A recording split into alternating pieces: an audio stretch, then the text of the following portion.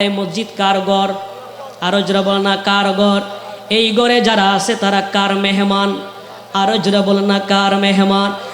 আর আপনারা মনে করছি 5 ওয়াক্ত সালাতে 5 বার দাঁড়িয়েছি।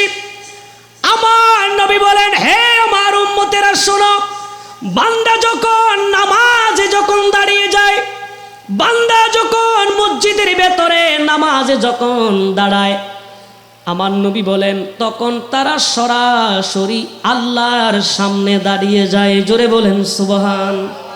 কার সামনে? আরো যাব না কার সামনে? আমার নবী বলেন শুধু তা নয়, বান্দা যখন ওই নামাজে দাঁড়িয়ে সালাতে দাঁড়িয়ে যখন সূরা ফাতিহা তেলাওয়াত করে, আমার নবী বলেন ওই বান্দা সূরা ফাতিহা যখন পড়ে, ওইটা দুনিয়ার কারো সাথে কথা বলে না, ওই বান্দা সরাসরি আল্লাহর সাথে কথা বলে। জোরে বলেন সুবহান। কার সাথে কথা বলে? আরো জোরে বলেন না কার সাথে কথা বলে? আমার নবী বলেন, হে আমার উম্মতেরা শুধু তা নয়, বলে রুস্তম আলী মসজিদের ভেতরে দাঁড়িয়েছে তা নয়, উনি সরাসরি আল্লাহর সামনে দাঁড়িয়েছে। রুস্তম আলী মসজিদে দাঁড়িয়ে তিনি সূরা ফাতিহা পড়েছে তা নয়, সরাসরি আল্লাহর সাথে কথা বলেছে। আমার নবী বলেন, হে পৃথিবীর মানুষ শোনো, যখন ওই বান্দা সেজদা করে তোমরা মনে করছো এটা রুস্তম আলী মসজিদে সেজদা করেছে, এটা কর্ণফুলী জমিনে সেজদা করেছে, এটা চট্টগ্রামের জমিনে সেজদা করেছে, এটা বাংলাদেশের জমিনে সেজদা করেছে, বলেতে বাংলাদেশের জমিনে সেজদা করে নাই, কর্ণফুলী মসজিদের ভেতরে সেজদা করে নাই, এটা চট্টগ্রামের জমিনে সেজদা করে নাই। আমার নবী বলেন, ওই বান্দা যখন সেজদা যে করেছেন, ওই সেজদা সরাসরি আল্লাহর নূরানি কুদরতি কদম মোবারকে সেজদা করেছেন। জোরে বলেন সুবহান। আর একটু জোরে বলেন না সুবহানাল্লাহ। তাহলে এই মসজিদে যারা নামাজ পড়বে, মসজিদে যারা নামাজে দাঁড়াবে, তাদের সম্মান আছে না নাই? আরো জোরে বলেন আছে না নাই?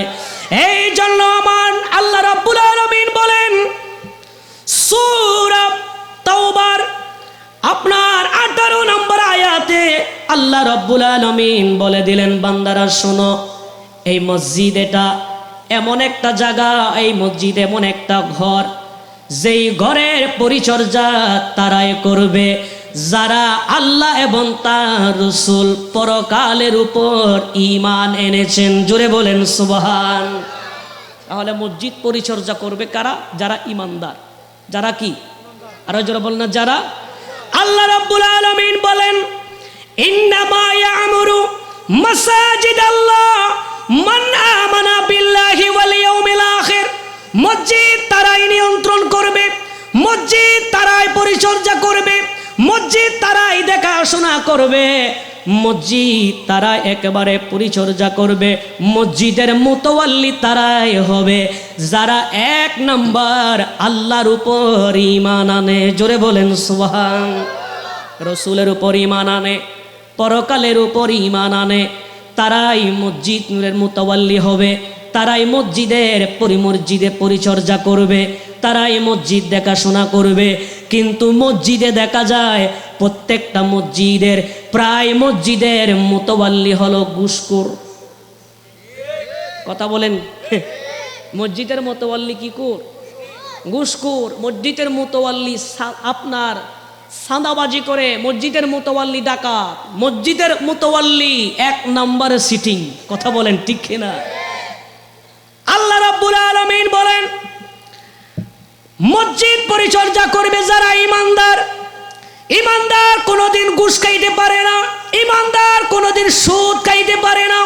কিন্তু আমরা দেখি মসজিদের মুতাওয়াল্লি সুদখোর হয়, মসজিদের মুতাওয়াল্লি ঘুষখোর হয়, আর আমরাও আপনার সুদখোর ঘুষখোর ভালো ভালো বিল্ডিং দেখে, আপনার জমিদার দেখে, বেশি টাকাওয়ালা পয়সাওয়ালা দেখে আমরা তাদেরকে মসজিদের মুতাওয়াল্লি বানিয়ে দিই। কথা বলেন ঠিক কিনা?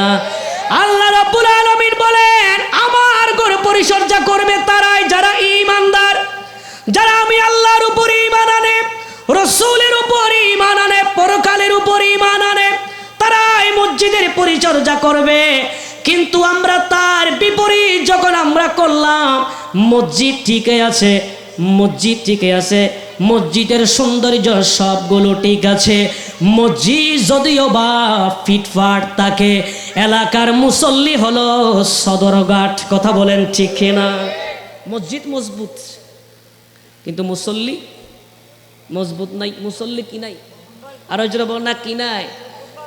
মজবুত নাই। আল্লাহ বিধান করছে মসজিদে পরিচর্যা করবে ঈমানদারেরা, মসজিদ পরিচর্যা করবে যারা আল্লাহ তার রাসূল আখিরাতের প্রতি বিশ্বাস রাখে তারা।